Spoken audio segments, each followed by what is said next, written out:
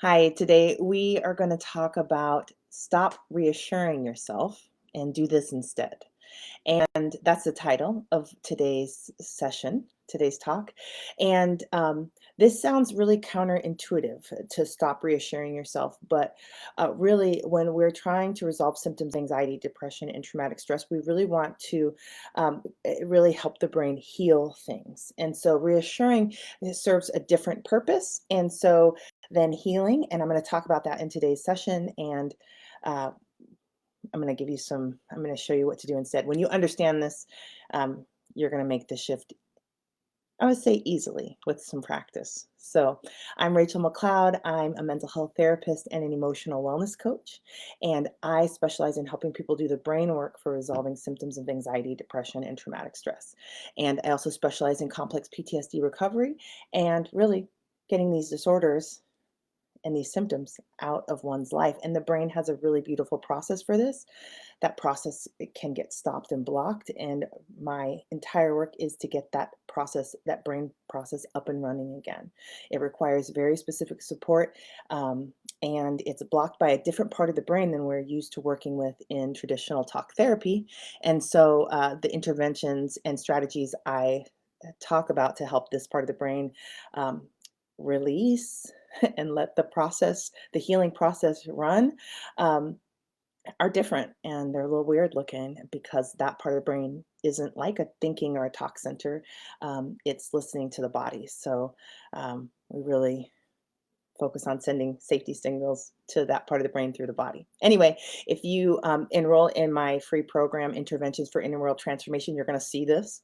You're going to see these interventions that they're weird, they're different, but I encourage you to give them a go because we're working with a different part of the brain to unblock the brain's natural healing process so that your brain will finally be able to resolve those symptoms of anxiety, depression, or traumatic stress for you and help you. And it'll be able to do also the work of building your wellness, your health, your thriving. That's its job. Setting goals, reaching goals. Your brain needs to be able to do that, and it needs support. It needs this process unblocked. And so that's where we're coming from. And so since I'm all about doing the brain work, this is one of these things that is a challenge that I am frequently overcoming when I'm working with clients, and so I thought I'd make a video about it and empower everyone to see if we can just skip over this little hurdle and get you more healing, more transformation, um, and more insight into yourself. And so a lot of times we're doing the right thing, we're just doing it at the wrong time. Or we're doing something that works, but it doesn't work for this, it works for that. And that's what reassuring is. This is also the case when we're reassuring each other, when we're reassuring ourselves. This is not a healing thing. This is a soothing thing, and soothing is wonderful. But reassurance is more of a band-aid situation as far as brain work goes. And hey, band-aids are great. There's nothing wrong with a band-aid, but it's not healing. We don't want to get those things confused. Just because we put a band-aid on doesn't mean we don't need to clean out an infection, or there's other processes that we do to help the body heal, and the same thing with the mind. And so when we're and the other thing that reassurance does that that blocks us from our goal, which our goal is helping the brain to heal, reassurance changes the train tracks, and we don't want that. Okay, and I'm going to explain that to you right now. Um, when we're helping the brain heal something, we want, if let's say you're having a panic attack. There is a panic train moving through your mind body system, right? Now, to heal this, we need to send it through all the way through the train tracks to the parts of the brain that can actually resolve this issue and transform it. Right? And this train actually will keep running and it will get better and better and better and better. So when it comes up again, it's going to be more functional. It's less likely to turn into a panic attack. And we are going to run that through the processors again. Every time it runs through the processors, it's going to get better, better, and better. It's going to get healthier and healthier and healthier and higher functioning till it is no longer a panic attack. It's never going to become a panic attack. And it's your train that now has maturation, mastery, health and wellness, and thriving associated with it. Your brain has fixed it up. Every time it runs through, it gets the upgrades. And then panic is, and it is a natural emotion, but sometimes, and it's a specific energy, but and information that triggers this, that information um, needs to get processed. We don't want to stop it. What happens with many of our coping strategies is we're actually trying to get this train to change, to get off the tracks. We want to put that. I don't know what happens with the trains that we're not using anymore, but work with me in the analogy here. Let's say we take them off the track. There's a little machine, it picks it up off the track, sets it over in the train yard somewhere. I don't know if that's how it actually works, but in the brain, that's what happens here, is that whatever's moving through the mind body system, we have lots of tricks to try to pick it up and throw it off it so it doesn't run through our system. If it's not running through our system, we're not going to feel it. And then we're not going to get triggered and we're not going to panic. And it's going to be all good, except for it's going to come around again. And it's going to come around again. And it's going to come, right? Till for years, for decades, for a lifetime. That's how it works. And the mind body system knows this, and it knows it needs to get this all the way through to the process. It needs to finish going to its destination. All of these emotions we have are designed to provide specific information to our executive functioning, to our prefrontal cortex, our thinking centers, our reasoning centers, our language centers. So that's what their design is to do. And if we block them from finishing, they're not doing their design. That's going to cause mental illness. It's going to cause pain. It's going to cause symptoms of anxiety, depression, and traumatic stress. And so, the cause, for our purposes for this video, the cause of symptoms of anxiety, depression, and traumatic stress is that this train isn't getting to go where it needs to go. And so it's actually getting blocked. And then probably more trains are coming, and there's a whole train jam, and it's not getting through to where it's supposed to go. So there's all this beautiful cargo, it's not getting to the top, right? And when this cargo is full of pain, psychological pain, somatic pain, even physical pain, the survival system is going to shut down the shop, and it's going to just block it. That's the design. The design of the survival system is to keep you away from pain. And so it's very reactive to pain, and it's going to block it, right? So, right, we want to get this block up, and we want to get the train finished. Okay? Reassurance.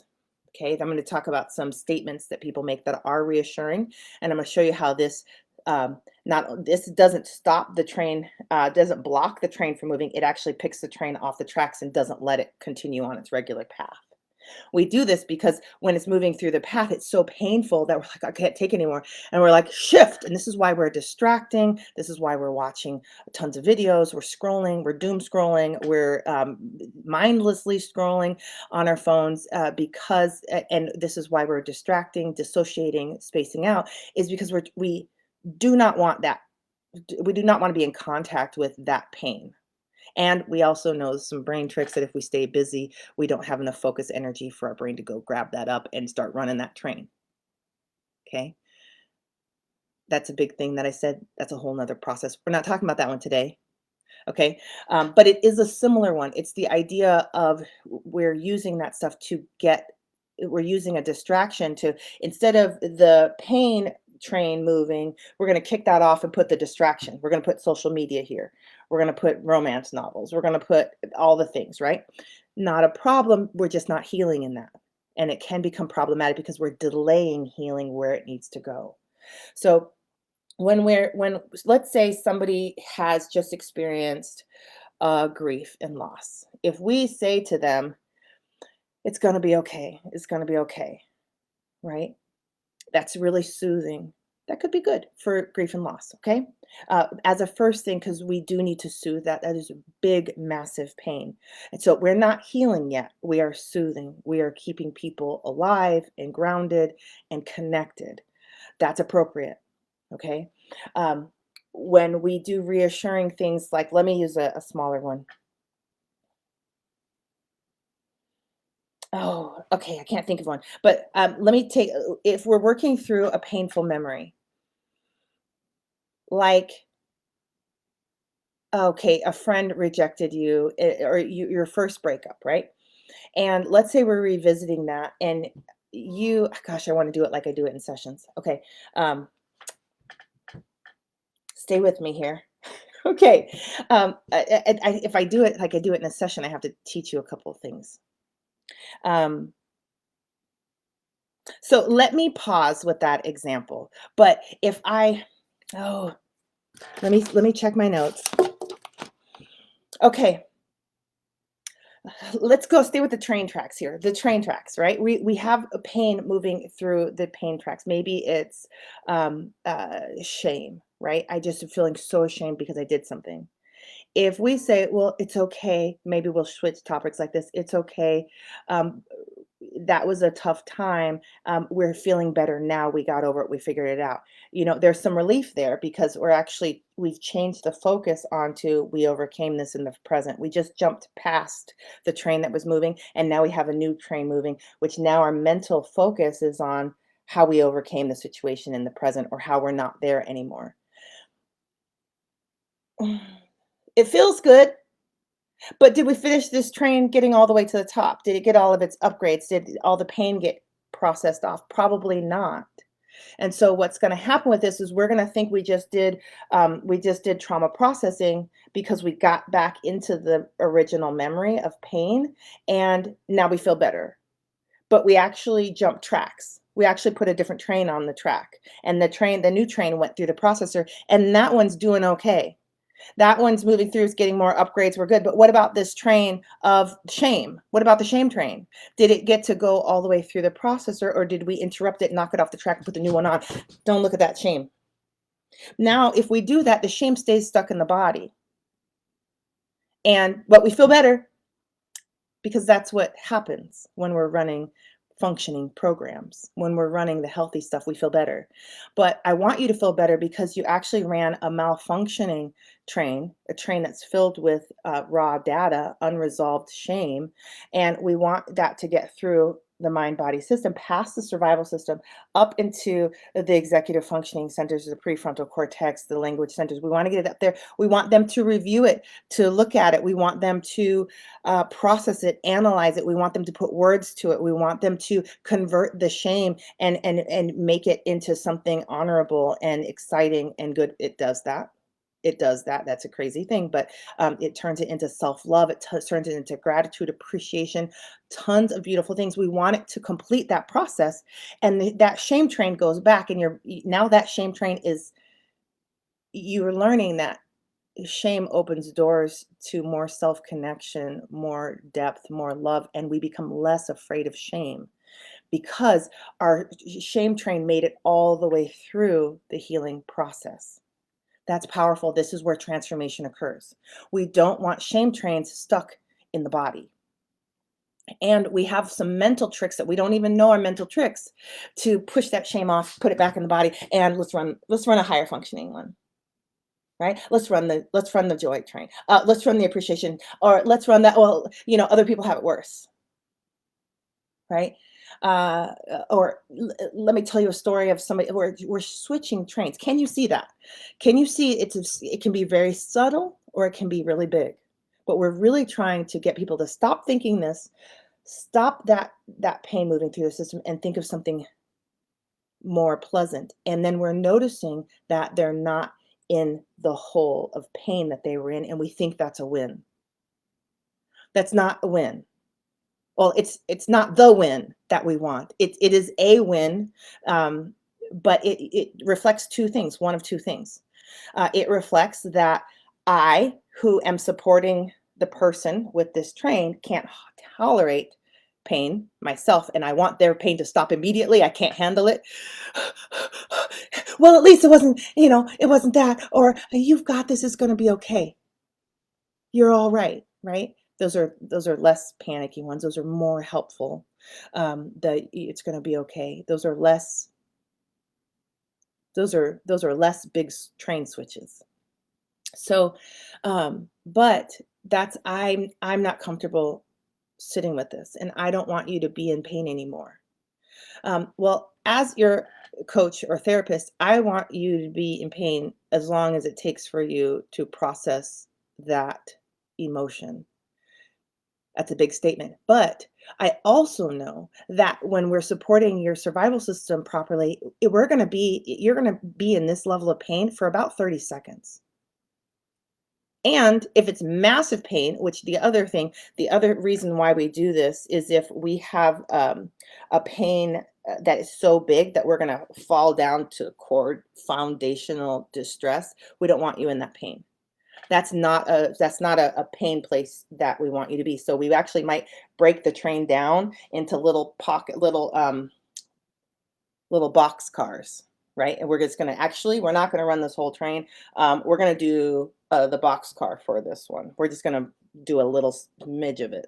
Or maybe we're gonna just do the caboose, the one that's running the train. We're gonna put that one up there through the processor and let that run a couple times and upgrade. And then we're gonna put it back on this train and see if we can move it again, right? Or see if we can just move the parts.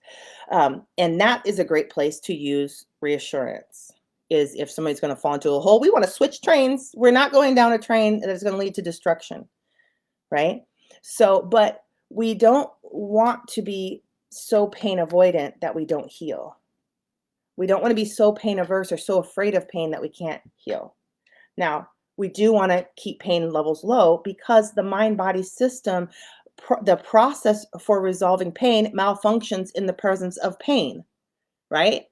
So, which is this is why it's a challenge to do this work anyway. And so we actually, while pain is running, we need to be sending safety signals to the survival system that it's okay to let this pain through. Otherwise, it's going to do what it's designed to do and kick that pain right out of there. And you're not going to be able to process it for a lifetime. Okay, so it so I reviewing concepts is that we want to finish pain. We want pain to finish through the process. We want the pain, which is all sorts of things, social pain, emotional pain, somatic pain, but it's all information and data about what's going on in your experience, what's going on inside of you. We need the top of your brain to know all about it and to be able to read the data. How can they help you figure out what to do? How can they help you build programs for wellness to thrive if they don't know what's going on? Right? They're just supposed to, and guess what? They're going to solve your problem whether they know what's going on or not. And that means their solutions are going to be crappy. And you're going to look like you have crappy solutions. Been there, done that.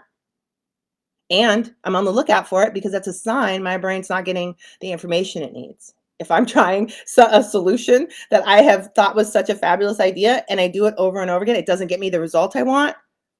And I still think it's a great idea, even though the data shows that it does not work.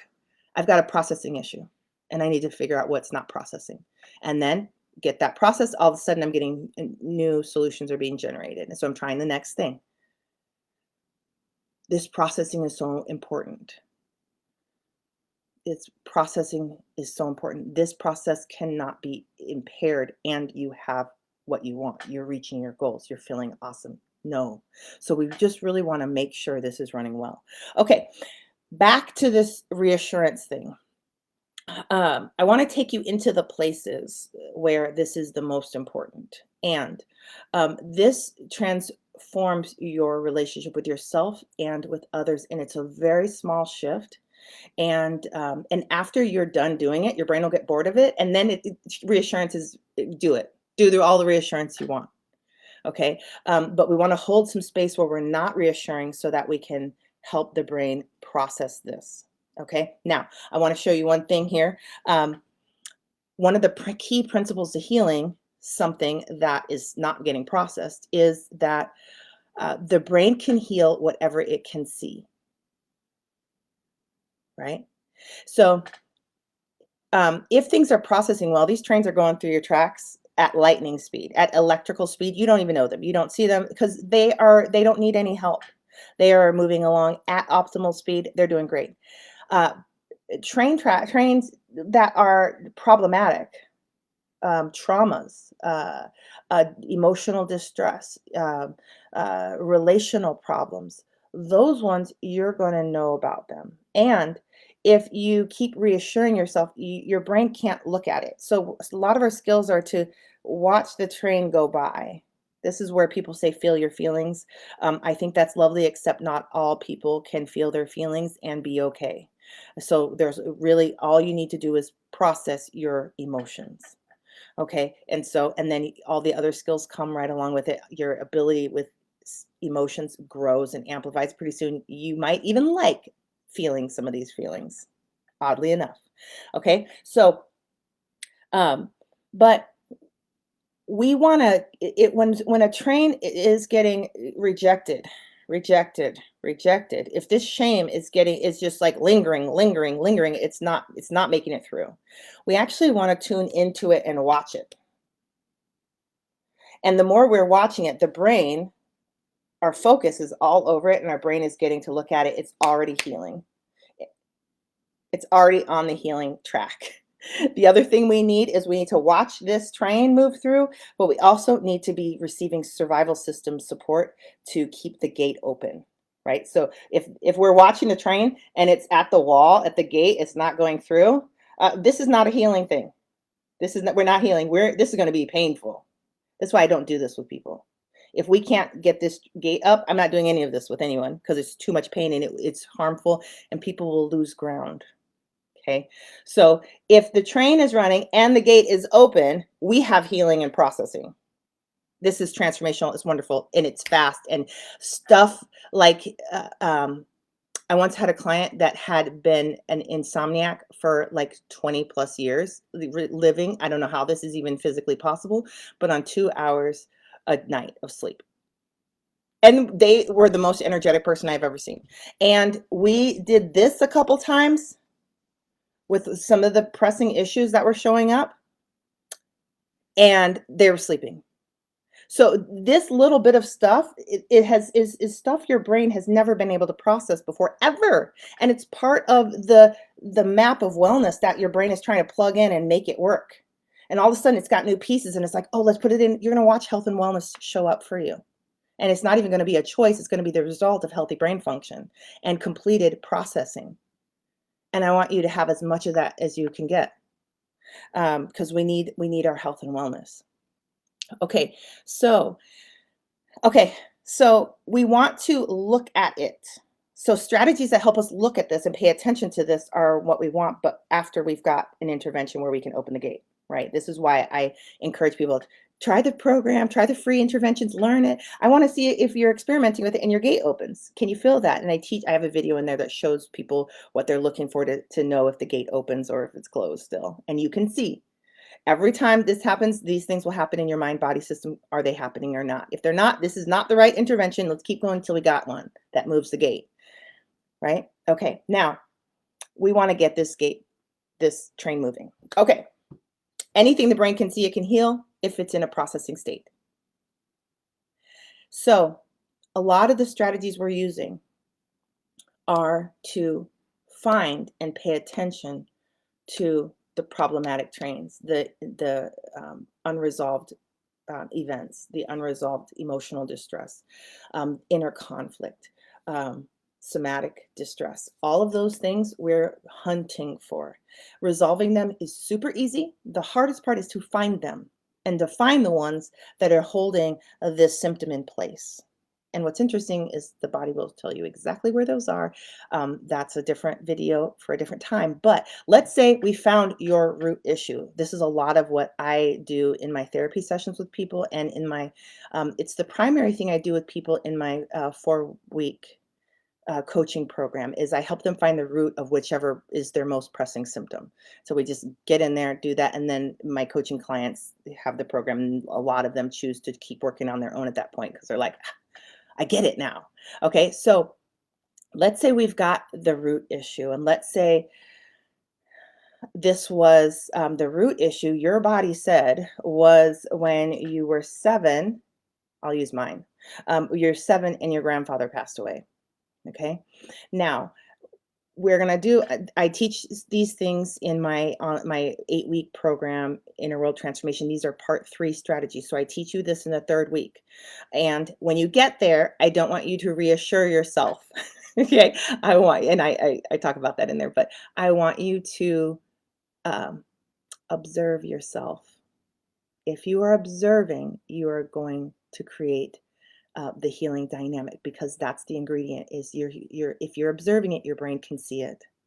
If you're using an intervention that works for your brain and it's providing you enough support, your brain will be able to process it. And so the observation loads that problem onto the track, the healing track, and the intervention use opens the healing process. So that is the winning combination for healing, growth, and igniting a ton of rewiring, up leveling, advancement, self love. All the good stuff happens with this combination because it's the two things the brain struggles with. So we're going to provide the two pieces of support that it needs.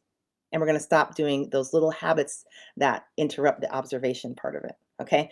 Okay. So let's say I have, and I want to jump back in here and I'm starting to work with my 7-year-old self. There are strategies for this. When I'm working with my 7-year-old self, I want to start engaging her in it because now we're doing some subconscious play here. It's called resourcing. And what I'm doing here is I'm turning the brain to look in at myself in this memory. Okay. And there's my phone. Hold on here. Okay. I'm turning my brain to look at itself in this past thing. Mind you, mind body systems don't know the difference between past, present, or future. We can say, oh, it happened a long time ago. It's still running through the body. It's still available. Those memories don't leave. The only options we have is to store them in a way that's healthy, and that happens when they get processed, when they make it through the brain's process. That will be when the brain can start using that painful memory to add to your health and wellness. Before it gets through the tracks, it's going to serve as a problem for you. Flashbacks, pain, tons of things, limiting beliefs, all these things will be held in here. Okay, so I'm going to turn the brain to look at myself. And so I'm noticing with her that I'm not going to say, oh, it's okay, we got through this. I'm going to say, I can see you're sitting out here all by yourself. I'm going to make observations. Basically what I'm saying is I see you, which is I promise you, I'm putting money on some of the most powerful 3 words we can provide to ourselves. This is huge for brain growth. We can start so much wiring here, and people with complex PTSD, early childhood trauma, need this a lot. They need to be seen. And by the time we're adults, nobody's going to see us as much as we need. So we want to practice it ourselves. And so because we're going to push the brain into wiring, we're going to say, hey, our brain function over here is mush. Let's get in there and let's organize it and let's wire it. Let's bring the executive functioning team in here. And then the brain's going to say, well, I can't because there's so much pain. Okay, got you. We're going to use a bunch of interventions and pull that pain out of there so that the executive functioning can get in here and create health and wellness. I hope you all are following me. I'm being a lot today because we're talking nuances here. Okay. Once I say to her, I can see you're out here all alone, I am going to pause and wait for her response. And she might say, I am. I'm always alone. Everyone's too busy, or no one knows that I'm gone, right? Okay, that's a lot of emotional pain and aloneness and distress and beliefs about the self. No one's available, no one's here, right? So there's beliefs here that are showing up that actually wasn't really, it was kind of true. Anyway, it's some of the picture. But we're going to process that by using an intervention because it's basically we're pulling out from her the real issues and we're going to make sure they get through the processor. Okay. And then I'm going to just keep observing her and I'm going to say something like, I can see you feel like nobody even knows that you're gone. And she might say, yeah. And I'm going to tell you right now, remember that time I ran away and nobody came to check on me? They didn't know where I was. I ran away and I sat in the tree in my front yard and nobody knew I was gone. It proved a lot to me at 5. Okay. So I'm going to notice little flashbacks happening here. I want to receive all those flashbacks and make sure they get processed. And then I'm going to say something like, I can see that hurts you in your stomach. Or I can sense that hurts you in your stomach. And she's going to say, yeah, I feel hollow. And I've always felt this way. And so now we're going to take that hollow feeling, like, brain, do you see this hollowness? What are you going to do about that? And the brain's going to say, oh, thank you very much. Let me get that. Right. And it's starting to process. We're pulling out these pieces. If I had said in the beginning, it's okay, you are you made it through this, I would have missed all this information about myself, that I have somatic distress from my in my stomach here. I would have missed that I feel alone. I would have missed opportunities to know nobody's noticing me. Nobody wants to show up for me, right? Themes I've had as a grown up my entire time, right? So, but this is where it originated. And so if I can observe the entire stories coming out here, all the things, all the ingredients, all the missing data that has never been processed, has never been witnessed. Nobody was there witnessing that with me. Nobody was there that was going to say, I see you. Now I'm doing it with myself. I'm in here with myself and I'm like, I can see you. I cannot tell you how transformational this is. And people think, oh my God, Rachel, that was such an amazing session. Holy cow, because they love themselves more, they understand themselves more, they think it was me. It's not. This is your brain, and we're just working with it in the way that it works best. We're using healing principles and we're applying them here. We're not using we have a lot of things in our culture that blocks us from healing. And this providing reassurance at the wrong time is one of those things. And we do it because we're afraid of the pain. Right? Now, I don't always bring people right in here if they can't tolerate it, because that's a real thing. Some of these memories are so intense, but we can start this process. Let's just say we can do some resourcing with us. Let's say um, we had a fight with our spouse, right? And it didn't go the way we wanted to. And so we can say, gosh, Rachel, I see that didn't go the way you wanted it to go. And now I'm going to hold space and be quiet. It just happened. Let's just say it happened whatever ago within the week. And so now myself is going to say, yeah, I can't stand it when he blah, blah, blah, blah, blah, blah, blah, blah, blah, blah, blah. Okay. And then I'm going to be processing. I'm going to use my intervention, because all that I just complained about is going to go through the processor. That's going to go, and the executive functioning is going to work on it. Then I'm going to say, I can see that you really feel like he doesn't hear you, right? And so, and you just, yeah, and blah, blah, blah, blah, blah, blah, and this time, I'm using an intervention with all this because I want all this to go up. I want them to work on this. Okay, let me tell you this. In any place that you do this, the purpose of it is that we want the brain to heal it and resolve it. What happens if we go in here and we provide reassurance? We are actually creating the shifts. We are doing it. We're saying, hey, don't look there, look over here. That's not, if you fix this, it's not fixed. If your brain fixes this, it's fixed. And so we want to do the things that are going to ignite and initiate the brain to heal it. That's where once the brain resolves this, done. You might not come back to this memory ever again. And this is how you resolve flashbacks, is the flashbacks where the brain was trying to be like, let's run that train. Oh, it didn't get through. Run the train again. Didn't get through. Like, no, let's grab that train. Let's get it processed, and whatever. Maybe we need to break the train up again. Maybe we need to whatever. And then when we get in there, we're going to observe all the parts of it. We're not just going to say, oh, well, I'm okay because I did this and I did that. Okay, well, I can reassure you that you're going to be fine. We're not doing those sorts of things.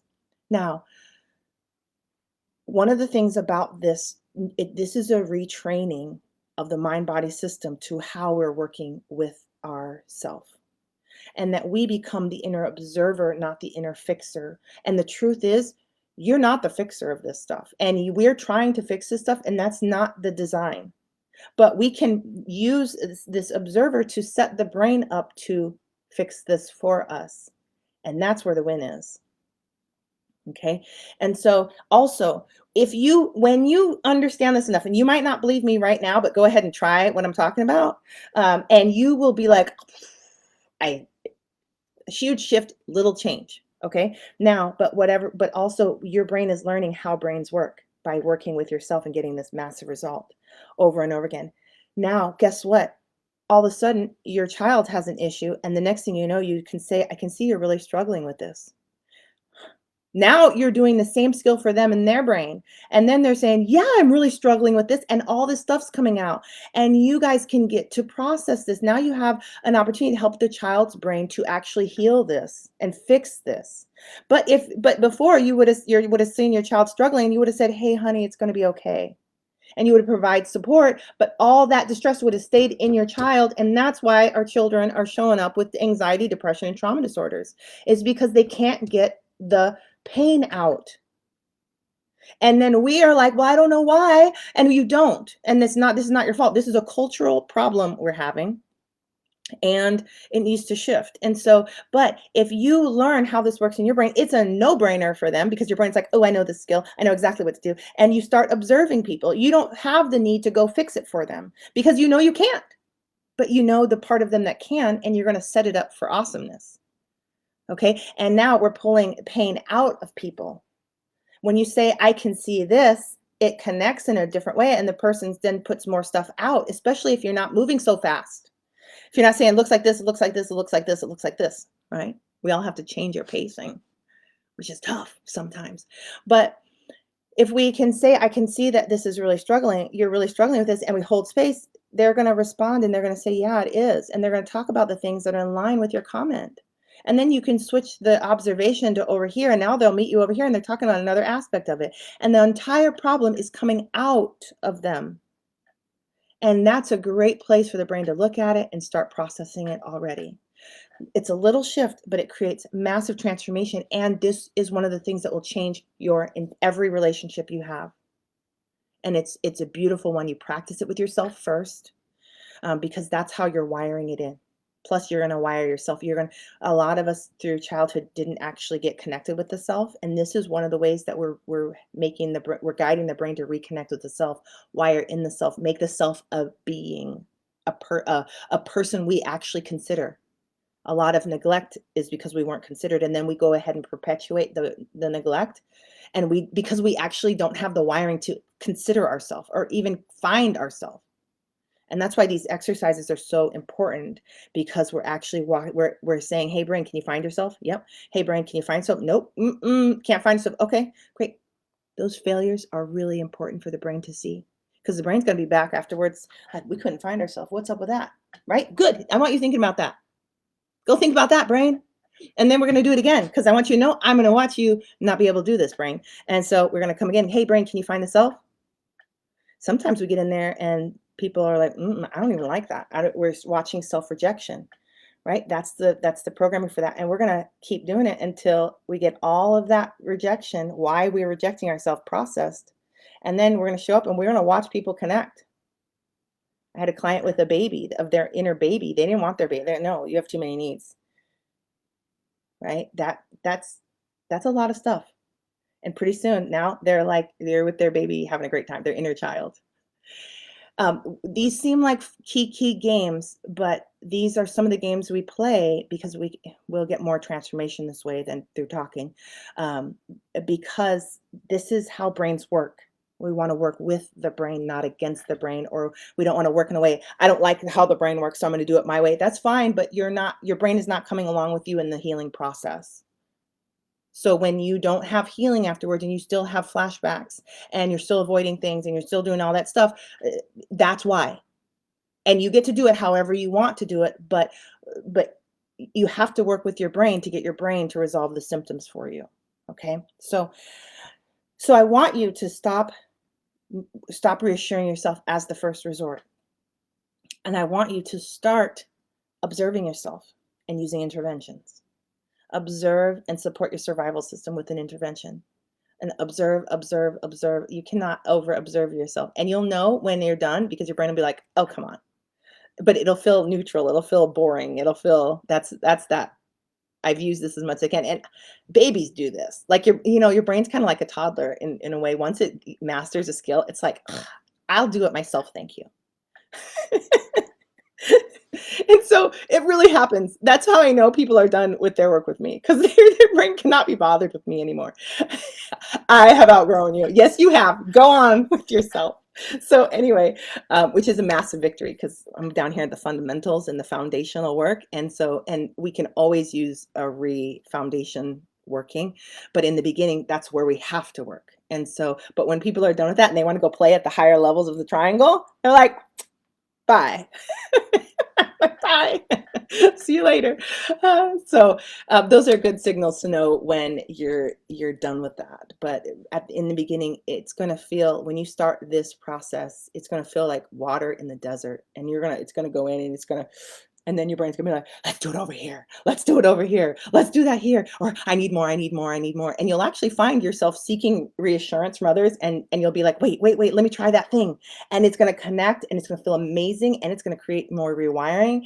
And then you're gonna use these moments where you're seeking reassurance to really meet yourself more and more often until yourself is the one that can heal. And yourself, your brain is reaching for you. It's like, "Hey, can you help me with this?" Before it's running the street, like, "I need reassurance from all these people," you know? Um, and there's nothing wrong with that. There's no shame there. That's actually a brain development thing, and we wanna pick it up from there and move it forward to more independence. And we're never gonna be fully independent. That's not the design. But we want to be as independent as we need to be so that we can create interdependence. If we are not independent enough, we will only have the opportunity to create codependence, right? So we wanna grab this and move it along. Okay. All right.